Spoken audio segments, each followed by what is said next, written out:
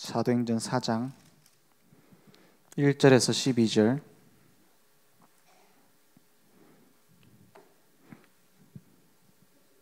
제가 한 절, 여러분이 한 절 교독하겠습니다.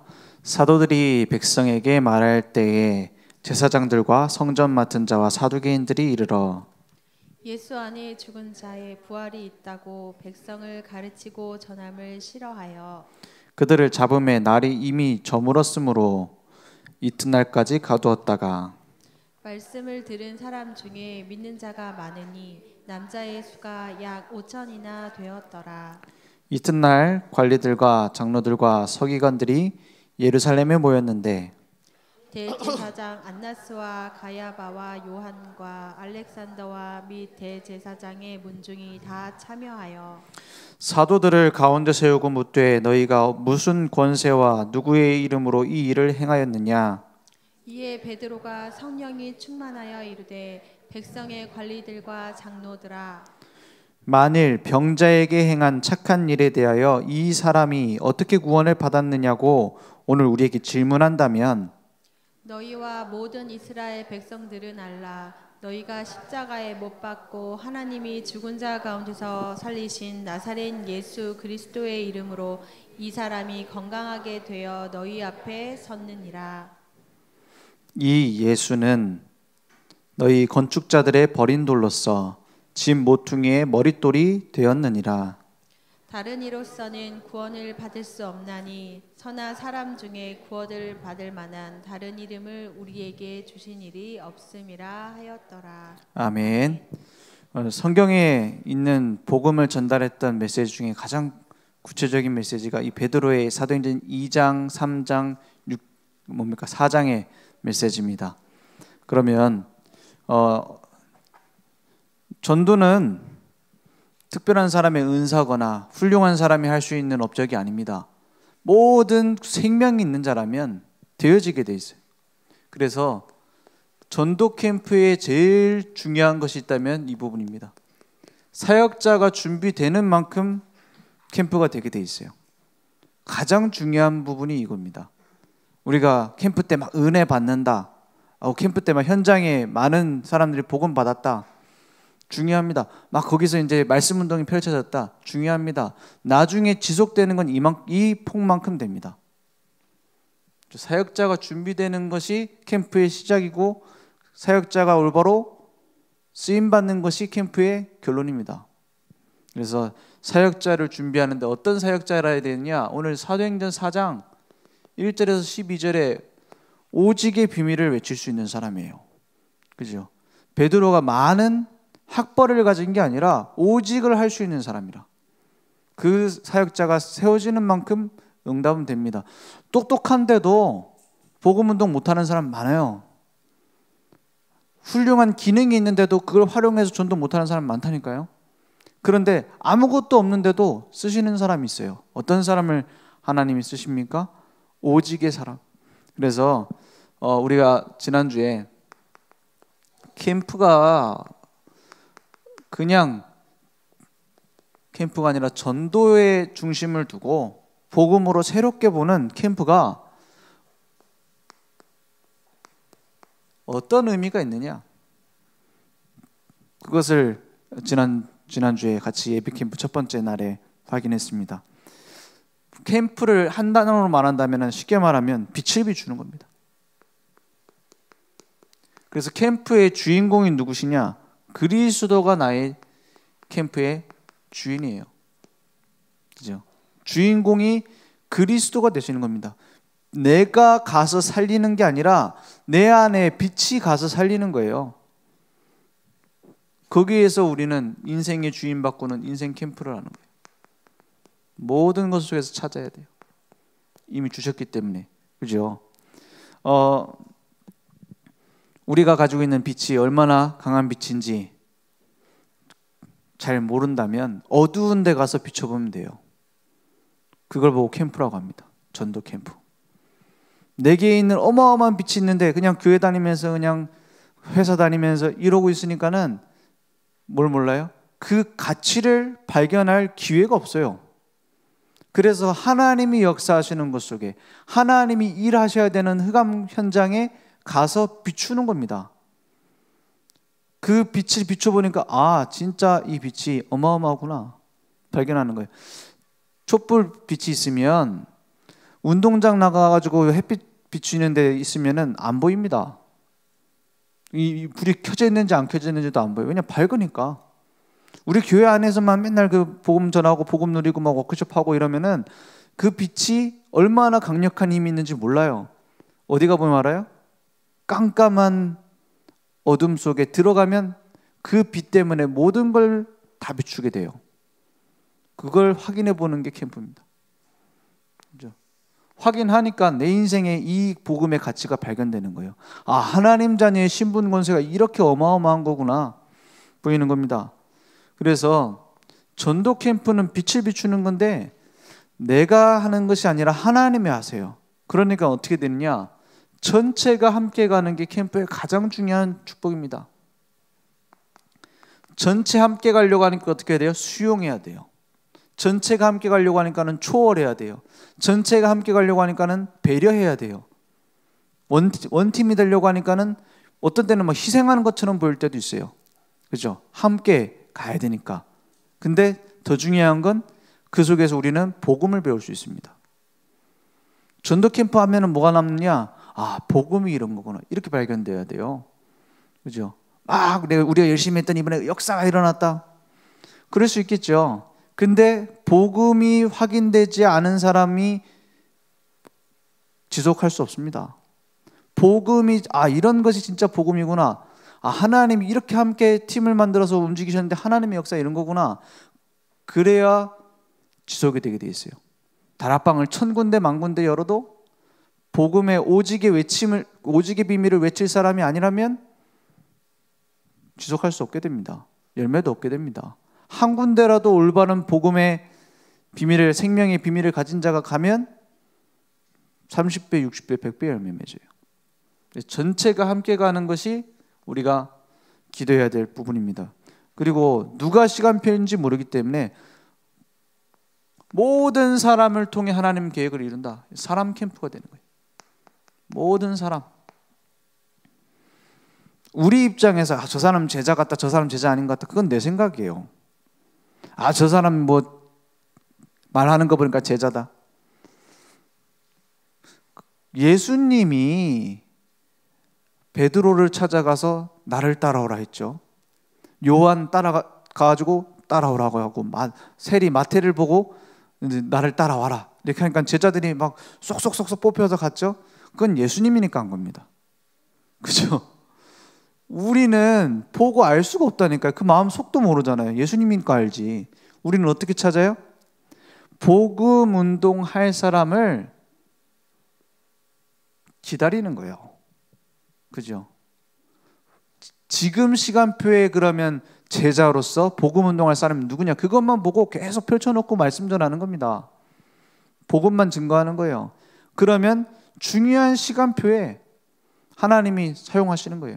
그래서 전도 캠프 하는데 쓰레기통 없습니다. 제외되는 사람 없습니다. 모든 사람이 함께 가는 거예요. 아니 이 사람 뭐 우리 현장 가는 사람 얼마 안 되는데 직장 가느냐고 현장 같이 못 갑니다. 아니에요. 같이 함께 말씀 붙잡고 딱 그날 내 직장에서 캠프하는 겁니다. 그래서 캠프하는데 제일 행정에서 중요한 부분이 있다면은 이걸 어떻게 함께 갈 것이냐 이걸 고민해야 돼요. 그렇죠? 저도 그걸 계속 고민하고 있습니다. 그래서 내 생각대로 하는 게 아니라 완전히 성령 인도 받는 겁니다. 성령 인도를 따라가는 전도예요.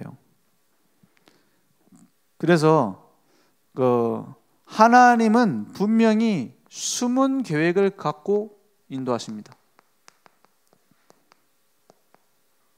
이걸 발견하는 것이 캠프의 진행입니다. 그래서 우리가 디데이를 딱 결정하고 언제부터 언제까지 우리가 캠프한다 그랬으면 거기에서 일어나는 모든 일, 사건, 문제 다 전도 캠프와 연결되는 거예요. 내가 아파서 입원했다, 내가 뭐 가정에 문제가 생겼다, 어떤 사람은 막 심각한 갈등이 생겼다, 전부 다 전도 캠프와 연결되게 돼 있어요. 왜냐? 하나님은 지금 디데이를 정하는 그 순간 모든 시간의 주인 되시는 하나님이 역사하시겠다고 일하고 계시기 때문에 사단은 그 디데이를 알고 방해하려고 몸부림칠 거기 때문에. 그죠? 그러면 우리는 뭐 하면 되느냐? 문제 해결하려고 몸부림치지 말고 하나님이 내게 주신 언약이 뭘까? 그걸 기억하면 돼요. 그럼 지나고 보면 해결되어 있습니다. 디데이 딱 되는 중에 딱 정리되어 있어요. 안 없어지는 문제? 그게 복음을 못 막아요. 오늘 말씀에 나왔잖아요. 핍박이 오고 감옥에 가두고 온갖 짓을 해도 복음 못 막아요. 복음 절대 못 막아요. 왜냐? 하나님이 인도해 버리는데. 그죠? 그래서 그냥 전도 캠프 하는 게 아니라 새로운 밭을 보는 겁니다. 새로운 밭을 본다라는 말은 불신자 현장인데 전혀 말씀이 증거되지 않아서 그 밭을 본단 말이에요. 그래서 그러면 어디 저기 뭐 특별한 곳에 다른 데 가서 해야 됩니까? 우리 다 같이 뭐 버스 대절해 갖고 막 어디 가야 됩니까? 그런 생각을 할 수도 있습니다. 그것도 좋은 방법이에요. 근데 주변에 있는데 못 보고 있는 밭이 훨씬 많아요. 성전 미문에 안진뱅이가 앉았는데 아무도 못 봐요. 그걸 복음으로 살려야겠다 생각 못 해요. 그냥 나 돈 갖고 왔는데 좀 줄까? 이런 식이라. 베드로가 제9시 기도 시간에 기도하러 가는데 성전 미문에 있는 안진뱅이를 보고 어떻게 했다고 했어요? 주목했다고 했어요. 그게 캠프입니다. 늘 만나던 내 주변 현장을 새롭게 보는 거예요. 새로운 밭으로 발견하는 거예요. 그러니까 여기에서 두 가지 중요한 게 나옵니다. 그러니까 기초 메시지를 그냥 은혜 받고 끝내는 게 아니라 활용해야 되는 거예요. 뭐 옛날에 그 메시지 나왔던 거 너무 은혜되는데 또 들어야겠다. 이 정도로 끝나는 게 아니라 진짜 가서 그 메시지대로 확인해야 되는 거예요. 불신자 상태구나. 이게 신자의 축복이구나. 기도는 이렇게 하고 전도는 이렇게 하는 가르쳐줘야 되는 거예요. 그죠? 확인해야 되는 거예요. 기초 메시지가 살아나죠. 그리고 새로운 밭이기 때문에 그동안 받은 모든 훈련이 적용되는 거예요. 뭐 현장 사역자 훈련했는데 별 열매 없습니까? 왜냐? 새로운 밭을 안 봐서 그래요. 불신자 현장을 보고 내가 훈련받은 것을 다시 확인하고 가는 겁니다. 그죠? 훈련받은 모든 20가지 전략을 적용하는 거예요. 그러니까 전도 캠프의 제일 중요한 부분이 오늘 얘기할 거지만은 전도인을 찾는 겁니다. 찾고 세워서 파송하는 겁니다. 그래서 결국 뭐가 되도록? 지교회가 되도록.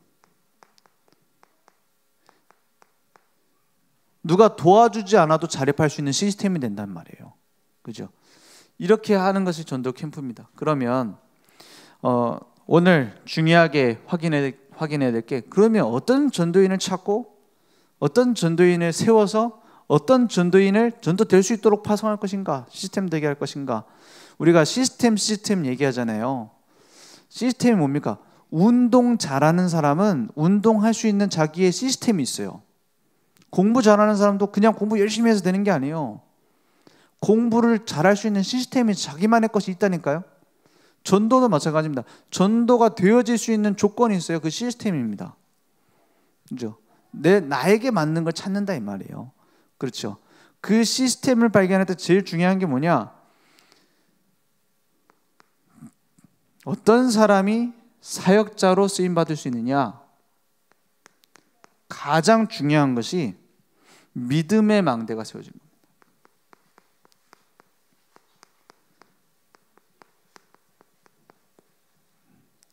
아무리 훌륭한 실력을 가지고 있어도 믿음이 없으면 헛것입니다. 반대로 아무것도 없어도 믿음 가진 자에게는 하나님의 응답으로 보이는 거예요. 그러면 그 믿음의 망대를 어디서 발견해야 되느냐? 하나님께 집중하는 겁니다. 하나님의 말씀에 집중하는 겁니다. 그럼 집중이라는 것은 열심히 한다는 뜻도 있지만 제일 중요한 집중의 의미는 진실입니다. 하나님 앞에 서는 거예요. 한번 생각해 보세요. 복음이 나에게 생명인 사람은 그 복음을 생명으로 전달할 수 있습니다. 복음이 그냥 지식인 사람은 지식으로밖에 전달 못해요. 나에게 불신자 그냥 교회 교인 데려오는 거 말고요, 우리 교회 좋다 데려온다 이게 아니라 진짜 생명 없는 불신자에게 복음 증거해서 그 불신자를 살린 체험이 어느 정도 있습니까? 또 그런 불신자가 생명을 얻고 양육되어져서 교회화되진 그 체험은 어느 정도 있습니까? 그런 사람이 또 다른 복음 전하는 전도자로 세워지는 것이 어느 정도 있었습니까? 그건 어떤 그 까다로운 기준을 얘기하는 게 아니에요. 내게 생명이 생명으로 누려지고 있는가에 대한 정확한 척도입니다. 맞죠? 그러면 어떻게 전도할까 몸부림칠 게 아니라 근본적인 부분부터 진실하게 하나님 앞에 서야죠. 내게 진짜 생명이 있는가? 내게도 예수가 그리스도라는 복음은 진짜 복음인가? 그것을 확인해야 됩니다. 그러니까 베드로가 예수님을 3번 부인하고 도망쳤잖아요. 부활하신 주님을 만나놓고 부끄러워 도망가잖아요.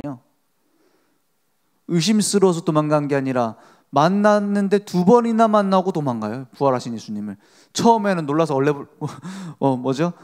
어리버리 하면서 와, 이런 진짜 기적이네. 근데 2번째 또 나타나는 데는 좀 부끄럽게 시작한 거예요. 예수님이 내가 부인한 거 다 봤잖아요. 알고 있잖아요. 예수님 모른다고 한 거 다 알잖아요. 그래서 도망갔잖아요. 그런 베드로를 누가 찾아와요? 예수님이 찾아와서 물어보시죠. 네가 나를 사랑하느냐? 그걸 3번이나 물어봅니다. 그리고 뭐랍니까? 내 양을 먹이라 치라 말씀하시잖아요. 복음 앞에 진짜 진실하게 쓰는 겁니다. 전도 캠프. 사역자로 쓰임 받는 내가 막 뭘 쌓아서 내가 훈련을 얼만큼 받아서 내가 사역자다, 내가 뭐 지교의 담당자다, 내가 무슨 뭐 팀 사역자다, 맞는 건데 진짜 한번 확인해 보세요. 하나님 앞에. 그러니까 어떤 사람이 사역자냐? 다른 길 없다. 오직의 사람입니다.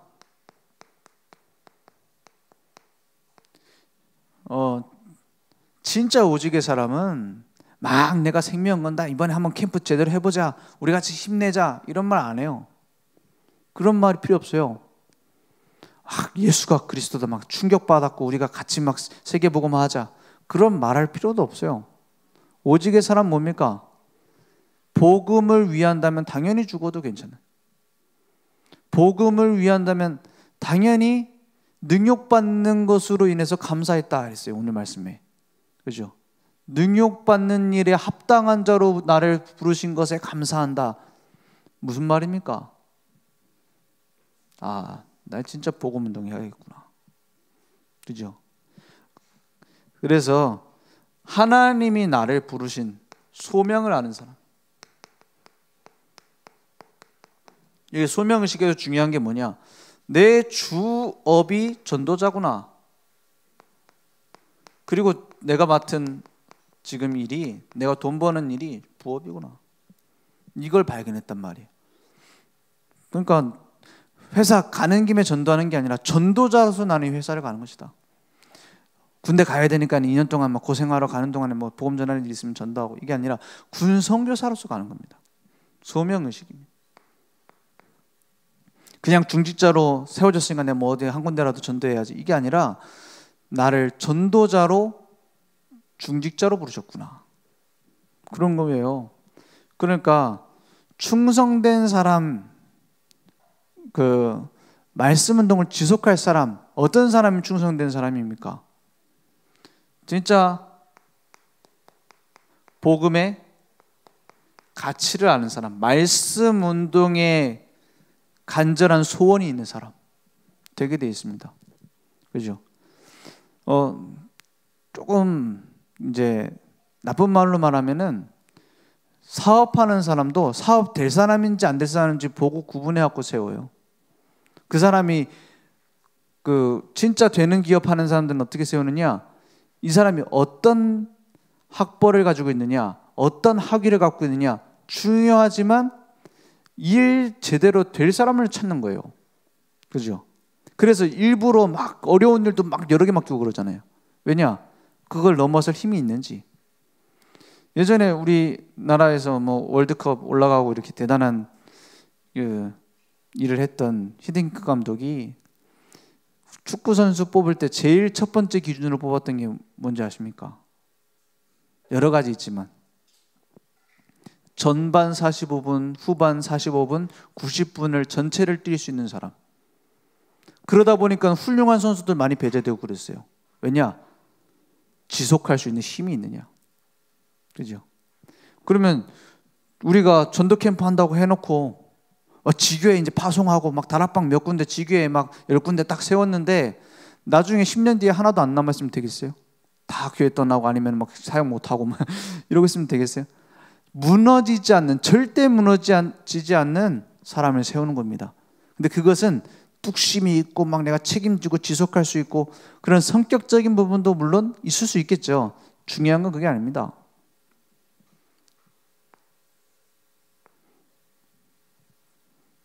복음으로 간절한 사람. 그죠? 내 문제 해결로 간절한 사람이 아니라 복음으로 간절한 사람. 그래서 복음 전하기로 간절했던 바울이 복음 듣기로 간절했던 루디아를 만나는 겁니다. 복음 전하려고 몸부림치던 바울이 복음 때문에 중요한 하나님의 시간표 속에서 브리스길라 아굴라 부부를 만난 거예요. 그죠? 거기에서 모든 결론이 납니다. 사역자는 훌륭한 사람을 말하는 게 아니라 진짜 복음 계속할 사람. 그죠? 그거면 됩니다. 다른 기준은 사실 필요 없습니다. 글자 읽을 줄 몰라도 상관없어요. 그죠? 읽으라 하면 되잖아. 그죠? 성경 읽으라 하면 되잖아. 진짜 복음의 사람. 성격이 나빠도 상관없습니다. 진짜 복음할 사람. 그래서 하나님은 어디에다가 그 사역자를 세우시느냐? 내 삶의 현장에서부터 먼저 발견해야 돼요.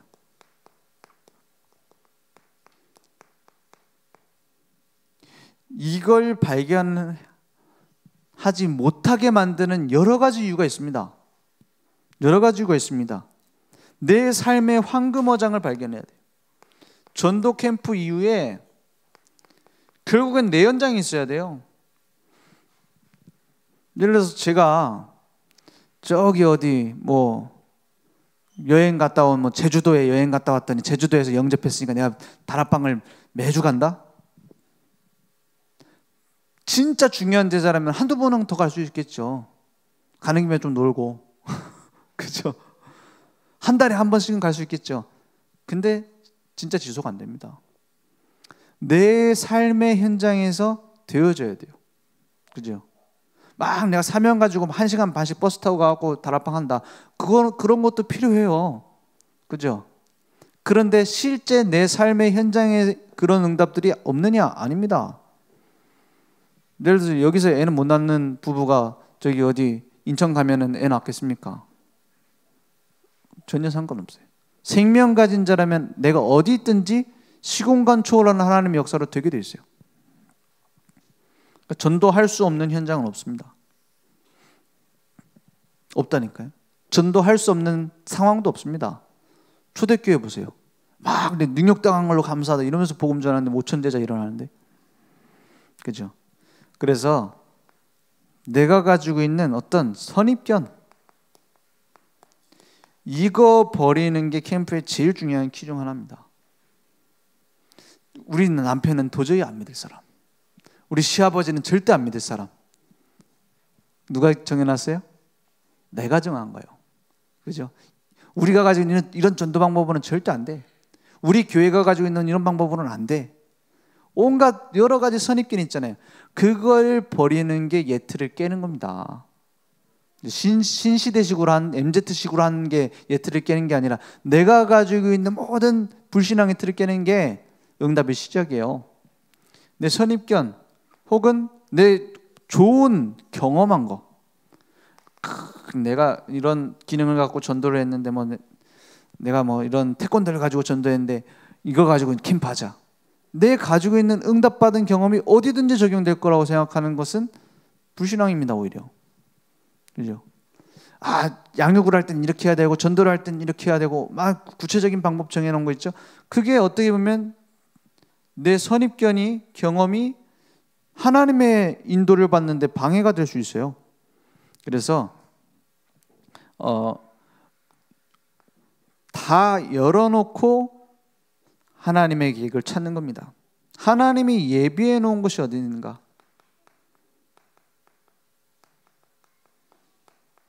여기에 딱 자세히 보는 거예요. 예배하신 것. 하나님이 예배해 놓으신 장소, 사람, 또 이제 뭡니까? 기능. 이런 부분을 두고 열어놓고 생각을 하는 거예요. 그러면 응답이 먼저 와요. 또 문제가 먼저 와요. 여기에서 전도의 문을 찾는 겁니다. 어떤 사람은 막 캠프하려고 막 마음 먹고 기도하고 예배 캠프 다 참여하고 이렇게 했는데 갑자기 사고 나갖고 막 다리 부러져가지고 입원해 버렸어. 그러니까 어디서 캠프해야 돼요? 막 낙심합니까? 하필 그 병원에서 동창을 만났네. 그래서 복음이 증거되는 거예요. 그렇습니다. 내가 생각하고 있는 그 계획대로 인도받는 게 아니라 하나님이 문을 여시는 대로. 그럼 전도 캠프 하고 나면은 모든 사람이 그럼 다 그런 응답 받느냐? 아니에요. 그 한 번 훈련된 것이 언젠간 열매 맺어요. 그죠? 그리고 전체 한 팀이기 때문에 함께 응답을 받아요. 하나님이 저 팀에 저렇게 역사했구나. 그러니까 하면 할수록 좋다니까요. 발견한다니까요. 그래서 내 삶의 현장을 어디에서 발견해야 되느냐? 내 삶의 현장이라면 나의 업과 관련되어 있는 현장을 발견해요. 제일 당연한 겁니다. 그리고 내가 있는 지역, 여기에서 응답을 발견해요. 아니 그럼 우리 지역으로는 이번에 전도 캠프 안 오는데 저기로 오라고 해가지고 우리 팀이 이렇게 가는데 그럼 어떻게 합니까? 같이 가는 그 지역에서도 그 사역자 중심으로 지역을 찾아야 돼요. 그죠? 그 현장에서 사는 사람 중심으로 현장을 파고들어요. 예를 들어서 내가 치과 의사인데 그 현장에 그 사역자가 대학생이라. 그럼 어떻게 합니까? 치과 의사들을 만나러 갈 게 아니라 그 대학생 주변을 파고들어야 돼요. 그죠? 거기에 또 필요한 나의 업이 일 수도 있어요. 그게 팀 구성의 축복입니다. 만남의 축복입니다. 모든 것 속에는 하나님 계획이 있어요. 그런데 성령 인도 받는 방법은 당연한 것부터 찾는 거예요. 가까이 있는 거. 그래서 나의 업과 나의 지역과 그 사역자가 가지고 있는 만남과 이것 주변으로 먼저 파고드는 겁니다. 그리고 전도 캠프 할 때 꼭 관계 전도를 해야 되느냐? 관계 전도도 활용할 수 있지만 내가 못 본 부분을 보고 찾아가야 돼요. 그러니까 전혀 나와 관계되어 있지 않은 곳에 가는 것도 괜찮아요. 중요한 건 뭐냐? 하나님이 예배하신 것이 무엇일까? 이거 찾는 거예요. 그냥 우연히 만났는데 하나님이 준비하신 만남이 있고 열심히 찾아가고 만나려고 했는데 못 만나는 사람이 있어요. 그러면 하나님 계획은 어디 있어요? 그래서 내 삶에 가까운 곳에서부터 응답을 먼저 발견하고 말씀 운동을 펼쳐라. 그럼 어떤 말씀 운동을 펼치면 되느냐? 이제 빛을 비추는 빛의 망대를 딱 세우는 겁니다. 그래서 다락방이라고 했을 때는 뭐 특별한 게 아닙니다. 다락방이라고 했을 때는 내가 있는 현장에 하나님이 숨겨두신 계획이 있어요. 그 속에서 뭘 찾아요? 전도의 문을 발견하는 겁니다. 전도의 문을 발견하고 전도의 밭을 발견하고 그 주변 현장으로 계속 파고드는 겁니다. 그 사람을 통한 전도예요. 다락방. 한 사람이 치유되어지면 그 주변에 밭이 어마어마하게 많아요. 그래서 사람을 계속 변화시키는 것도 중요하지만, 사람 변화되겠죠, 복음 안에 있으면. 중요한 건 그 주변에 관계되어 있는 문이 많이 있습니다. 그걸 찾는 게 다락방이에요. 무궁무진합니다. 그런 다락방을 나 혼자 하는 게 아니라 또 다른 사람을 세우는 걸 보고 팀사역이라고 하죠. 그러려고 하니까는 많은 이런 불신앙들이 있잖아요. 내가 막 뭔가 덜 훈련된 것 같고, 내가 뭔가 수준이 안 되는 것 같고, 그래서 사역을 할 수 없는 사람들, 그런 사람 깨우는 게 팀사역이에요. 또 그런 사람과 현장의 중요한 사명자들 연결시키는 게 팀사역이에요. 왜냐? 하나님이 준비해 놓은 현장을 두고. 그러니까 미션홈은 이런 제자들이, 다락방과 팀사역이 없는데 미션홈 세워놓으면 굉장히 재미없습니다. 포럼하고 막 밤새도록 얘기하고 이거지. 다락방과 팀사역이 있는 속에서 미션홈이 되어져야 뭐가 되어져요? 생명 있는 포럼이 됩니다. 안 그러면 뭐 자기 신세한탄이지, 아니면 뭐 내 치유받아야 된다 막 훈련시키는 거지. 실제 미션홈은 제자 모임이거든요. 어떤 제자? 사역하고 있는 제자. 그죠? 또 사역해야 될 사람. 사역이라고 했을 때 생명운동만 합니다. 생명운동, 제자운동, 말씀운동.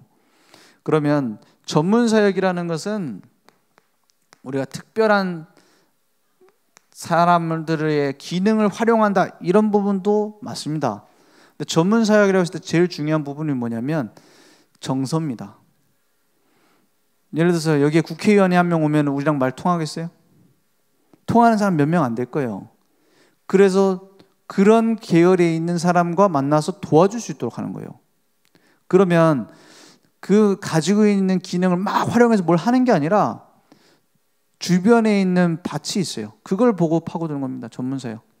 그리고 연예인들, 특히 연예인들 사역을 하면 잘 안 모이려고 해요. 왜냐? 이게 얼굴이 팔리니까. 자기 문제 있는 거 말하면 또 소문 나니까. 그런 것을 보고 돕는 게 전문사역입니다. 그래서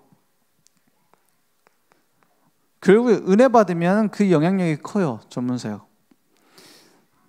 그리고 어떻게 보면 우리의 정서가 맞는 사람들끼리 묶어놓은 사역 전체가 전문사역이라고 볼 수 있죠. 그래서 청소년 사역, 대학 사역, 뭡니까? 그러면 이런 것도 있어야 돼. 아줌마 사역, 아저씨 사역, 이런 것도 있어야 된다니까요. 그게 통하는 거니까요. 그래서 지교회라고 하면 그냥 이제부터 지교회 파송 받으시고 말씀 전하세요, 이게 아니라 이런 부분들을 전체를 움직이는 거 보고 지교회라고 합니다. 지역을 두고. 그래서 지교회에서는 캠프를 해요. 왜냐? 계속 또 다른 문을 열 수 있도록. 그래서 지교회를 세울 때 캠프를 해서 세우잖아요. 왜냐? 계속 캠프해야 되니까, 지교회에서. 무슨 말입니까? 해봐야 될 말이죠. 실제 확인해 봐야 돼요. 그래서 지교회 자체적으로 전도운동이 계속되어지는 겁니다. 그래서 올바른 지교회 한 군데를 하면은 다락방이 계속 파급됩니다. 그래서 그 사역자 한 사람이 30배, 60배, 100배의 열매를 맺을 수 있어요. 중요한 것은 내가 가지고 있는 불신앙 이 부분이 있잖아요. 내 동기 있잖아요. 동기. 막 이번에 내가 캠프 때 뭐 이런 응답 받아야겠다. 내가 이번 캠프 때는 누구한테 복음 전해야겠다. 그거 계획해 놓는 건 좋습니다. 근데 그걸 두고 하나님이 원하시는 계획이 무엇인지를 우선적으로 기도해야 돼요. 사람이 동기가 없는 사람은 없어요. 그죠? 동기가 자꾸 생기잖아요. 왜냐? 사람이니까. 저도 동기 생깁니다. 자꾸 무슨 동기가 있어요. 그런데 그것보다 복음의 가치를 중요하게 봐야 넘어갈 수 있는 겁니다. 버릴 수 있는 겁니다. 동기를. 내가 동기로 갖고 있는 뭔가 내가 예를 들어서 내가 돈이 동기다 하면 그 동기를 어떻게 버려요? 돈보다 더 큰 걸 봐버리면 그거 생각 안 나요. 근데 내가 돈을 사랑하지 말아야지, 돈을 사랑하면 죄악이야, 이러면 그런 많이 하는 사람들 보면 주변에 꼭 돈 문제 있어요. 진짜라니까요. 왜냐? 자기도 모르게 그 돈에 대해 소중하게 생각하기 때문에 돈을 귀하게 보면 안 된다는 말을 자꾸 하는 거예요. 그래서 무소유 하는 사람이 더 많이 가지려고 몸부림치더라고요. 그래서 뭐 예전에 어떤 스님이 TV에 무소유 책 써가지고 많은 돈 벌어가지고 그걸로 막 좋은 아파트 살고 막 이런 거 나왔다가, 법적으로 문제는 없지만 좀 배신감 느끼죠. 그래야 막 이제 뭐 불소유 아니냐, 무소유가 아니라 이렇게 얘기를 하던데, 사람이라 그렇습니다. 왜? 더 중요한 가치 발견 못하면 우리도 뭔가의 동기, 뭔가의 불신앙, 뭔가 다른 숨은 계산, 여기 빠져요. 진짜 올바른 복음 전환, 이게 내 진짜 최고 인생의 행복이다. 그런 사람은 그거 못하게 할까 봐 다 용서해 버립니다. 내가 복음 전하는데 이 사람을 용서 못하면 복음 전하는데 방해가 돼. 그러면 용서해 버리는 거예요. 그죠? 막 갈등하는데, 갈등이 있는데 성질 건드리는데, 여기서 내가 싸워버리면 복음 운동 지속할 수 있는 문을 못 연다.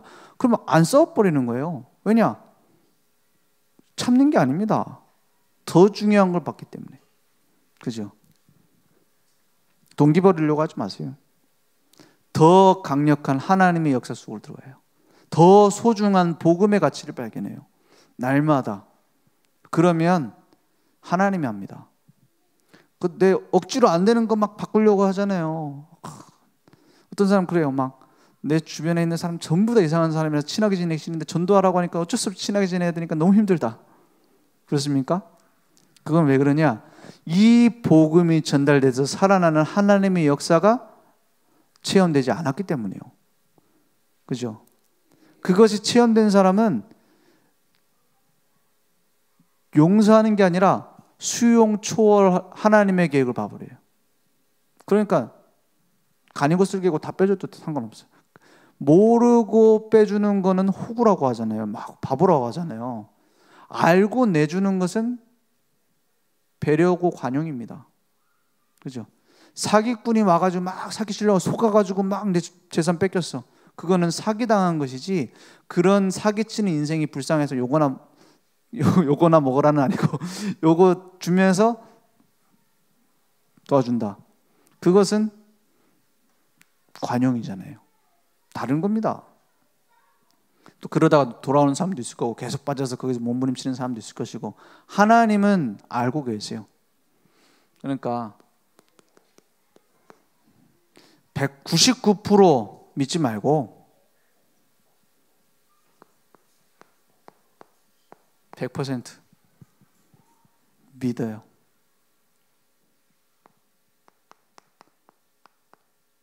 내 문제 해결되고 역사하시는 것이 아니라 하나님이 원하시는 시간표에 하나님이 하세요. 내가 이렇게 조금 직장이 이렇게 되면 복음 전할 수 있을 겁니다. 그건 내 생각.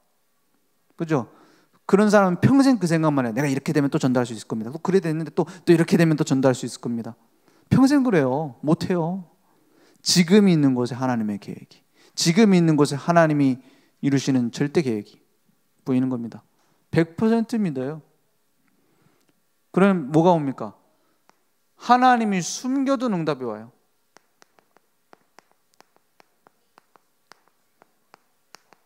그러니까 결국에는 우리가 전도하는 게 아니라 되어지는 전도 속에 들어가요.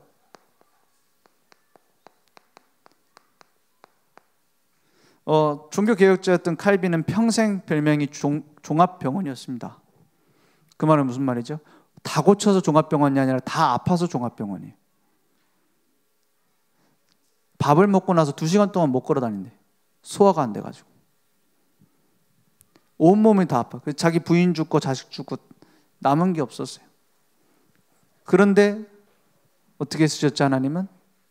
지금도 복음에 가장 영향을 주는 신학서적 하면은 칼빈이 쓴 기독교 강론입니다. 아직까지는 우리 류 목사님 쓴 거는 그 정도 되려면은 목사님 이제 가시고 이제 좀 몇 년 더 있어야 돼. 그렇죠? 그렇습니다. 진짜 영향을 많이 줬어요. 자기 문제 해결 못했는데. 종교개혁자였던 마틴 루터는 평생 우울증, 담석증, 그 사람도 많이 힘든 사람이었어요. 그래서 우울증 계속 겪다가 귀신 보이니까는 성경 번역하고 있는데 막 귀신이 와고 막 비웃고 그러니까 어떻게 임급병 던지고 막 그랬잖아요. 지금 말하면 정신병자라. 이제 일상생활을 할 수 있는 정도지만 그러다가 이제 그 임급병 던진다고 물러갑니까? 막 기도하니까는 막 도망가니까 그때서야 뭐라 해요? 그래서 한 말이 개하고 마귀는 엎드리면 도망간다. 개는 돌 줍는 줄 알고 도망가고 마귀는 기도하는 줄 알고 도망간다. 그런 말 했잖아요. 왜냐? 시달려서 그래요. 시달렸어요. 크로스비 평생 눈이 안 떠졌어요. 크로스비가 찬양 집회하는데 와서 사람들이 막 은혜 받으면서 어떤 사람은 안진뱅이가 일어나고 어떤 사람은 눈 떠지고 했어요. 자기 눈은 안 떠져. 왜 그렇습니까? 나중에 고백하잖아요. 난 안 떠지는 게 더 좋다. 왜냐? 안 떠져서 하나님을 더 볼 수 있었고 내가 눈을 뜬다면 처음으로 보는 게 하나님이었으면 좋겠다 이랬어요. 그죠? 무디 같은 사람, 초등학교도 못 나온 사람 세계복음을 하는데 쓰임 받았잖아요. 제일 많은 양적인 전도를 했잖아요. 물론 많은 제자들 남겼고 신학교도 남기고. 그 무디에게 찾아왔잖아요. 대학생이 찾아와서 뭐랍니까? 목사님, 무디 목사님 많은 복음을 위한 일을 하시고 훌륭한 일을 하셨는데 지금 이렇게 보니까는 그 좋은 복음을 왜 이렇게 틀린 단어를 많이 쓰고 제대로 된 문장이 아닙니까? 따지니까 무디가 뭐랍니까? 자네 말이 옳다. 내가 단어 몇백 개도 모른다. 나는 그 부족함을 안다. 그런데 내가 가지고 있는 모든 단어를 나는 총동원해서 복음을 위해 쓰고 있다. 자네는 그 많은 지식을 어디에 쓰고 있느냐? 이렇게 말하잖아요. 그러니까 그냥 말싸움에서 이기는 게 아니에요. 그 대학생 돌아가고 어떻게 합니까? 부끄럽게 느낀 거예요. 그렇지. 왜 대학이나 나온 사람이 초등학교도 못 나온 무디가 복음을 위해 저렇게 일하는데 하나님 앞에 부끄럽다. 그래서 어떻게 해요? 같이 모여서 기도하기 시작합니다. 거기에서 많은 선교사들을 파송했대요. 그 중에는 우리나라로 온 선교사, 조선으로 온 선교사도 있어요. 복음 진짜 붙잡은 사람, 믿음으로 하나님 앞에 선 사람, 하나님은 사용하십니다. 오늘 그 응답이 내게 회복되기 원합니다. 기도하겠습니다. 하나님 감사합니다. 우리에게 올바른 복음 회복되어지게 하시며 올바른 믿음이 내게 회복되어져 나의 현장, 나의 만남 모든 곳에서 사건 속에서 하나님의 것을 찾을 수 있도록 주님 역사해 주시옵소서. 예수 그리스도 이름으로 기도했습니다. 아멘.